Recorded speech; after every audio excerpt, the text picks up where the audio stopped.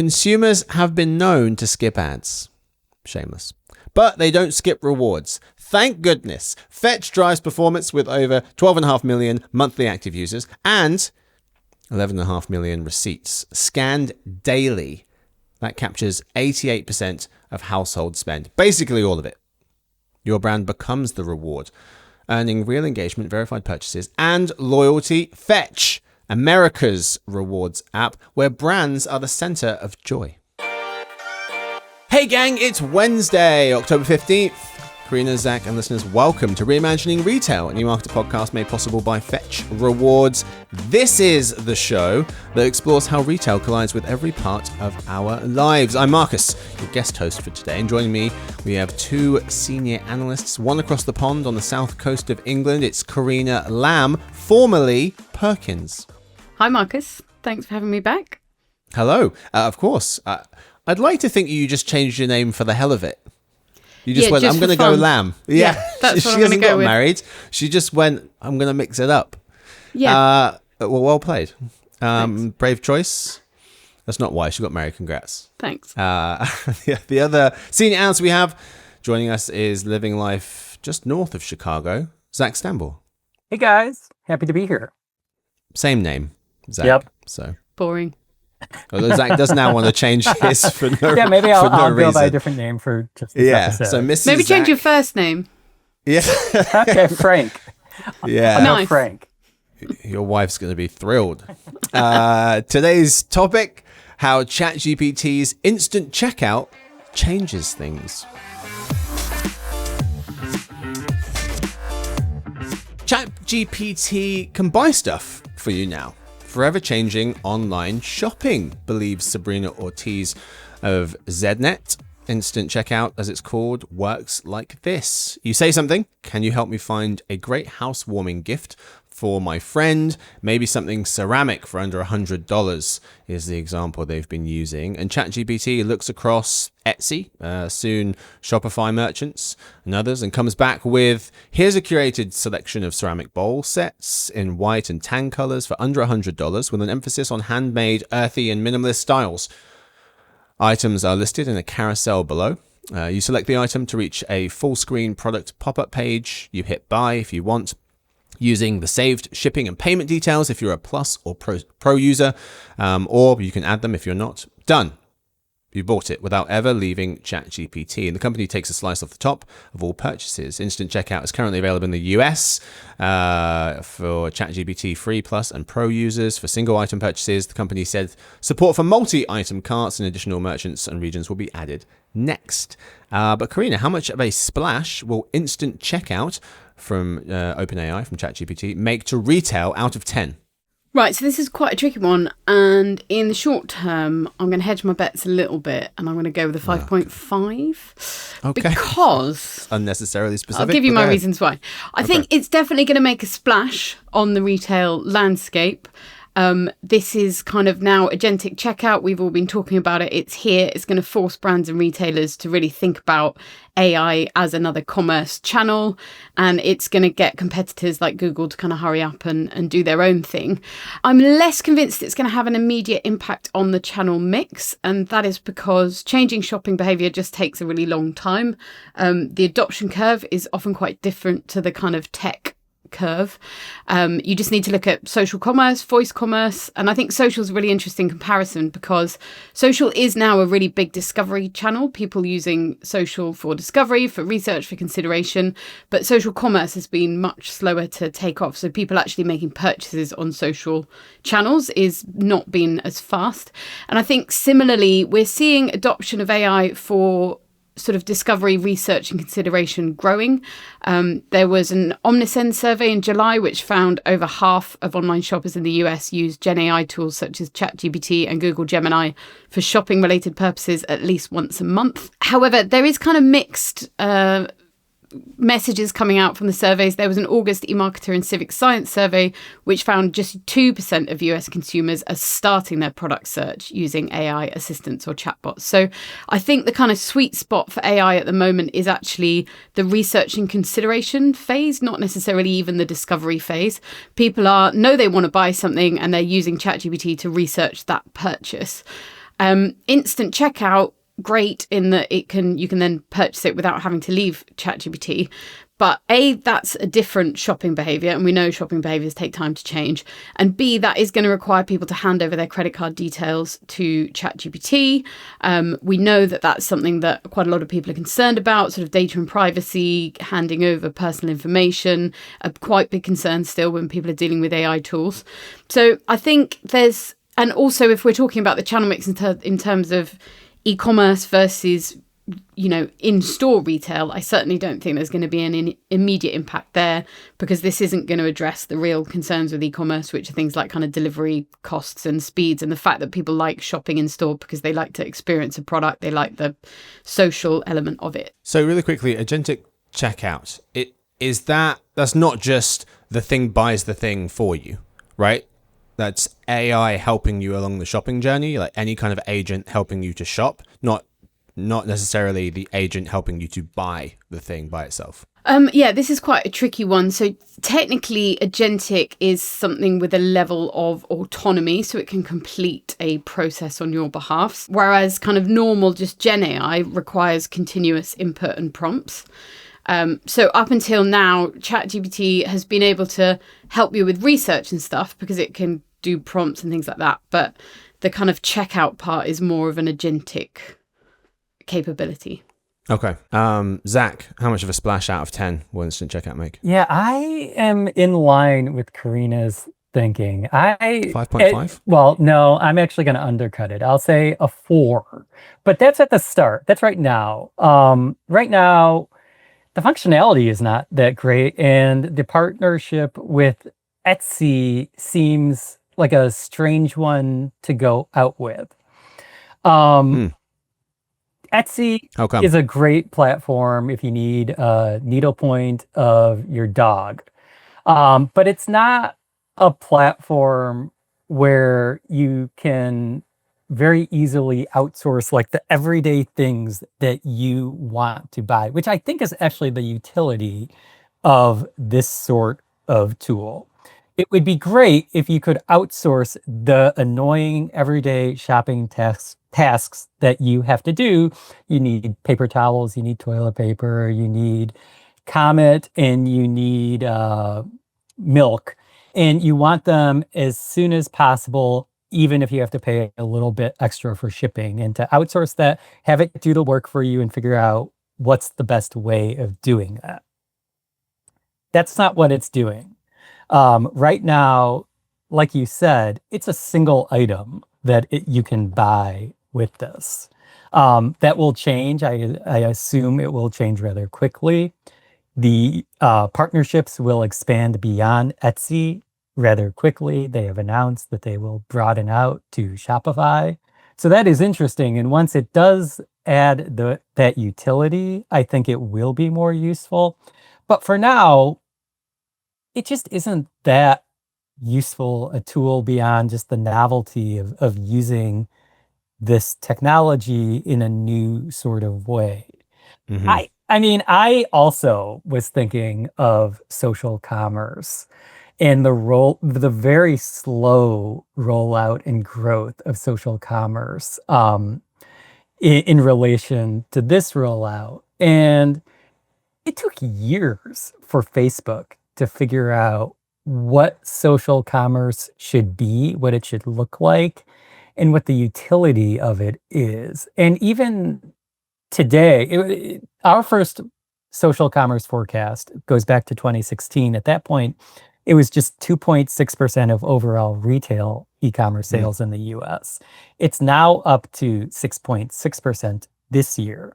Now, on the one hand, you could say that's a small piece of e-commerce sales, which are a small piece of overall retail sales. On the other hand, you could say that's also $85 billion.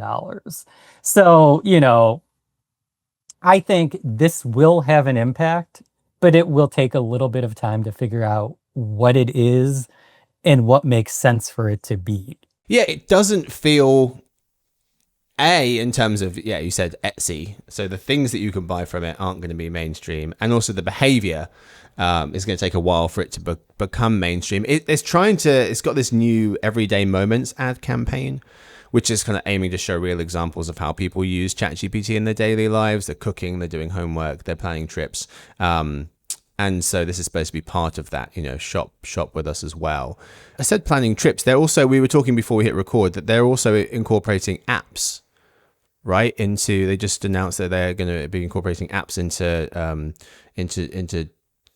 ChatGPT. Tell us a bit about how that's going to work.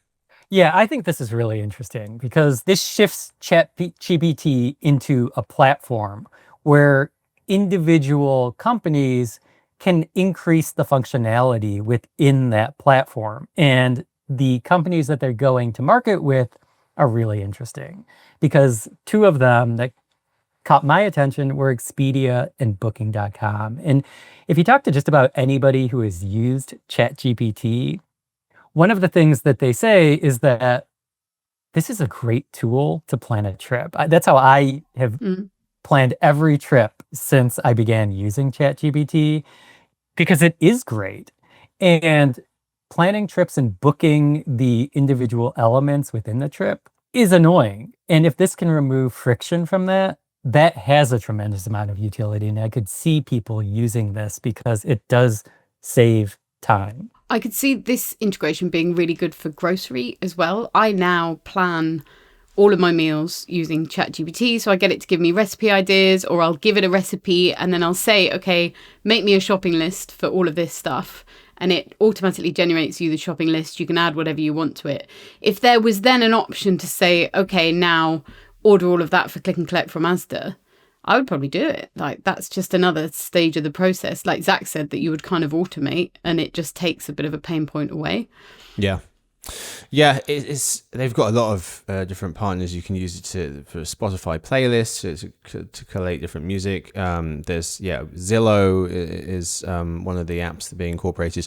But it seems like there's a big potential shopping audience here. I mean, if you just look at the people who use ChatGPT, we estimate it's 90 million Americans using it this year alone. And there's some data suggesting that those folks are, probably quite likely to buy stuff. Michelle Fradin, OpenAI's product lead for commerce in ChatGPT, says that more than 10% of folks who use ChatGPT have some intent or interest in making a purchase, from the data that they've seen there. 10% is not a small number if you look at the total number of folks they have using the platform.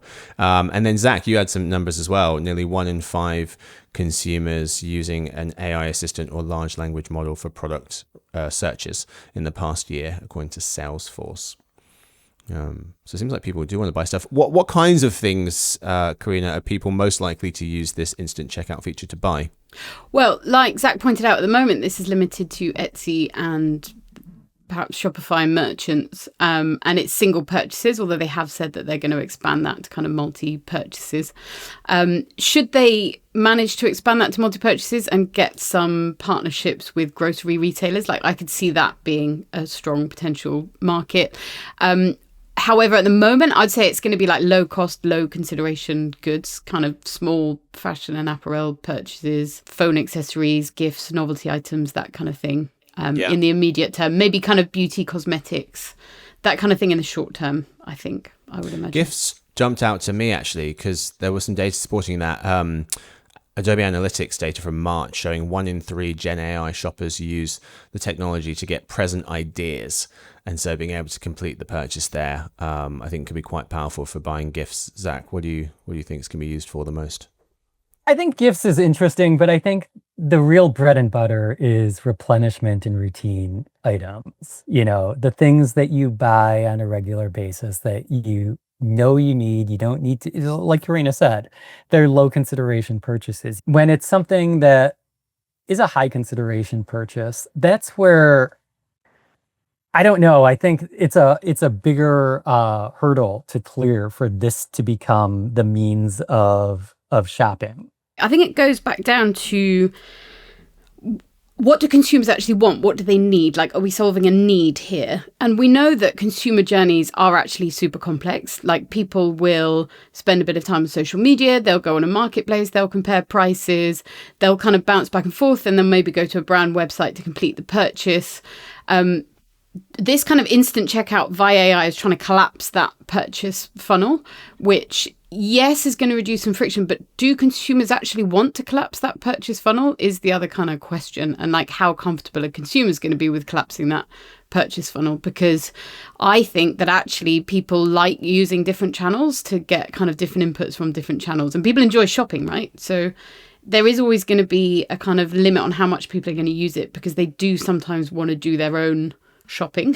Yeah, I think that's right. I think like people like it and people are accustomed to it. Yeah, and, exactly. and those two pieces are the critical elements that make this difficult to come to fruition. Is habits are hard to break. Just look at the, you know, in-store versus e-commerce split, right? Like, we saw a big acceleration during COVID, but then actually, especially in the UK, we've seen it like slip backwards a little bit. There's a ceiling on it because people enjoy shopping in store, and it takes a long time for people to change their sort of behaviors. So I don't think this is going to be any different, really. Yeah. I do wonder, Zach, to push back a little bit, I do wonder if this is the place for those immediate kind of household good type of products, because it does seem like they're using this for research. I think that same Adobe survey had 55% of people saying that they can use Gen AI to conduct research on things specifically. That seems to me more like the type of products you might buy, which are gift ideas. You put in a bunch of information about a loved one, about a friend, about whoever, and then you kind of have a conversation with it back and forth to get an idea, as opposed to buy me paper towels. Could you see that behavior changing? Oh, I mean, I see that being a real use case here. I just think the bulk of shopping are those everyday purchases. Right. You know, Right. So yeah, sure. But like, if this is going to become a massive play, you need to capture those everyday purchases. And it's probably easier to do that because people don't, that is not the fun part of shopping. The fun part of shopping is going to a store, getting inspired, saying, oh, this would be great for my niece. She loves this or that. Going to Target to buy toilet paper is not fun. Mm-hmm. And that's kind of why I think, again, the grocery angle could work. You know, it fits into an existing workflow that ChatGPT, people are already using ChatGPT for.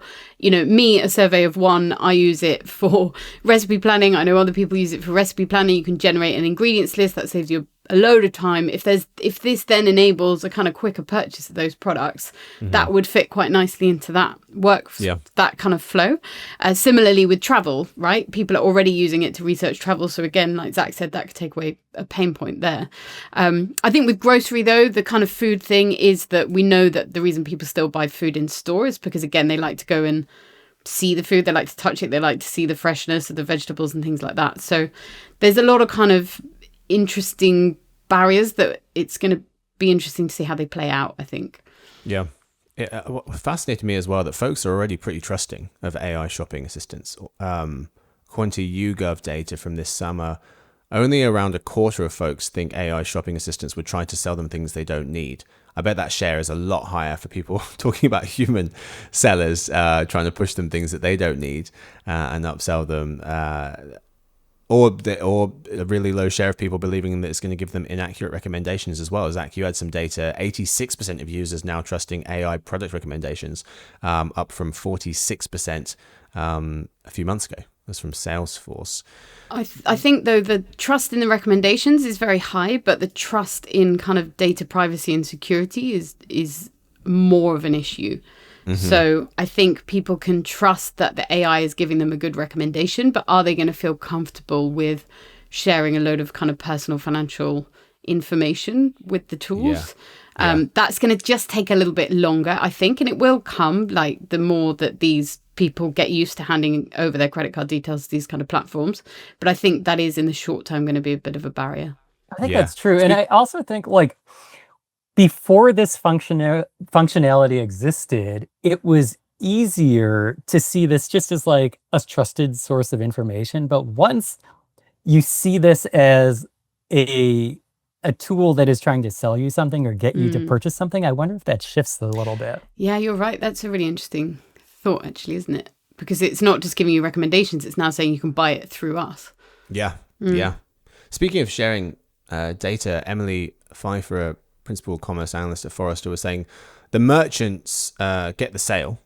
That's the benefit, but they lose the customer loyalty potentially. How much of a concern is this? How much will this potentially hold instant checkout back? Merchants being reluctant to give up that piece of the equation.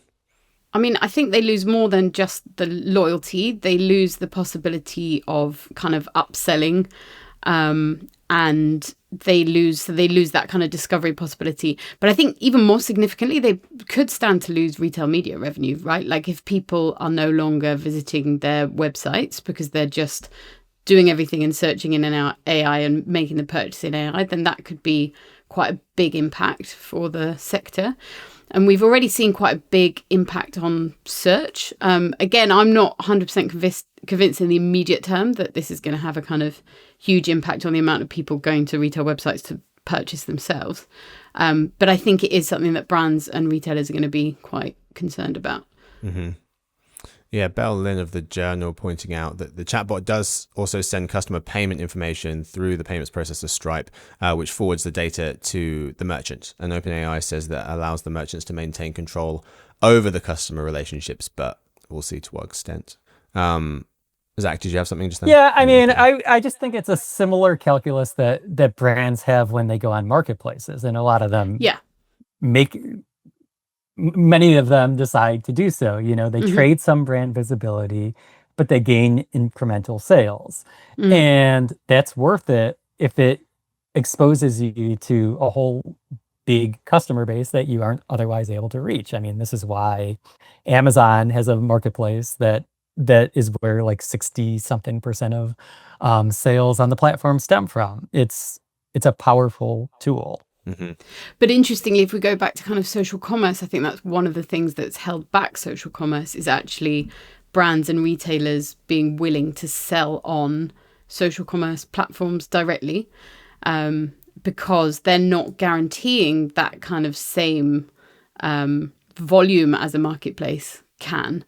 And there's concerns around things like fulfillment, and who's owning the customer data, who's owning the relationship. So yeah, I think you're right, Zach, in that it will be something that they're going to weigh up, really. Mm-hmm. And it'll take some time for OpenAI to build that trust that brands feel like it's worthwhile for them to get on there. Mm-hmm. One of the questions that jumped out to me as soon as I read this news, final question here, is as long as it's quick enough to react, won't Google just copycat this with its AI mode Gemini feature, cutting ChatGPT off before it gains traction? And Karina, you reminded me that Google is working on its own offering. You sent me an article. It was a May article, TechCrunch's Ivan Mehta, writing that Google was planning to add multiple AI-powered features for online shoppers, including new visual panel in Google Search's AI mode, personalized pricing, tracking, notifications with agentic checkout, and virtual try-ons. Karina, won't Google's version just blow ChatGPT's instant checkout feature out of the water when it hits the market? I mean, not necessarily. Like, I think ChatGPT obviously has a much smaller user base, but its users are very engaged. So I think there was July data from Sensor Tower, which found ChatGPT mobile users open ChatGPT more than the top browsers or search engines now. So it is kind of having quite a loyal user base. Obviously, Google has much wider reach. I think another big advantage is that it already has people's payment details through kind of Google Wallet. It's also already partnering with big payment providers such as MasterCard and American Express and PayPal on a protocol for AI-driven payments. And I think given its search dominance and its existing relationship with brands and retailers, it might just be able to scale a little bit quicker. ChatGPT Instant Checkout is partnered with Stripe. It's open sourcing the tech that powers instant checkout, so more merchants and developers can build their own integrations. It's quite simple for merchants already processing payments with Stripe to use it. It's a little bit more complex, but still possible for those with other payment processors to use it. For a bit of context there, in 2024, I found some data saying that Stripe processed processed payments worth 1.4 trillion, and that's versus MasterCard's 9.8 trillion. So if MasterCard is on board with Google, that is going to give it a little bit more scale, I think. But I think really it's going to come down to the experience, and we don't know yet because we haven't seen this in AI mode, but it's going to come down to the experience that each gives the consumer. Yeah. Zach? Agree, disagree? Yeah, I agree. I mean, I think Google has some massive built-in advantages. I think its massive trove of product data is one that is just hard for OpenAI to compete with. I also think Amazon, has a lot of advantages. And is this going to steal customers from Amazon? I don't know. I don't think so. Amazon has also launched Buy For Me, which is where people can buy buy products from other brands from within the Amazon platform. Yeah, and it also shares some of the functionality that this tool is offering just with like Rufus and all of that. And also it's Alexa devices where a lot of the utility that we were talking about that perhaps this instant checkout tool could offer in time, Amazon's offering already. I mean, you can have an Alexa device in your kitchen and you can say, hey, I want to bake that banana bread that I made last week, add all of the ingredients I need for that to my cart, as well as ice cream and chocolate syrup. And it'll just pop up and you can say, okay, that's all looks good and check out. And that, is super easy and doesn't require you to shift your buying habits away from Amazon, which you're very accustomed to buying with. And so we've said it before, like habits are hard to break. And so I think this will take some time to actually shake out.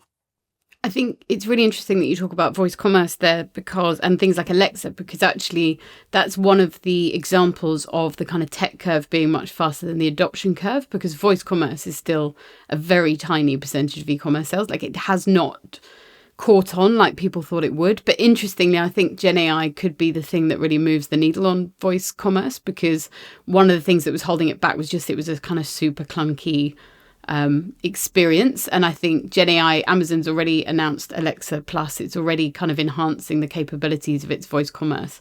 And I think that is going to move the needle. We know a lot of people use these voice assistants, but the amount of people actually using them for shopping them is quite low at the moment. But I think kind of AI could perhaps accelerate adoption of that.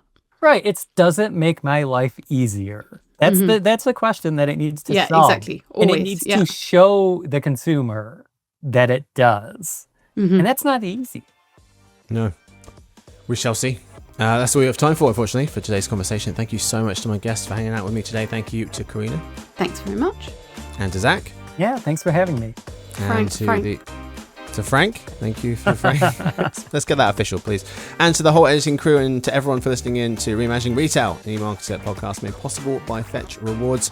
I hope to see you on Friday for the Behind the Numbers show, where I'll be speaking about the major ways the digital world has changed this year.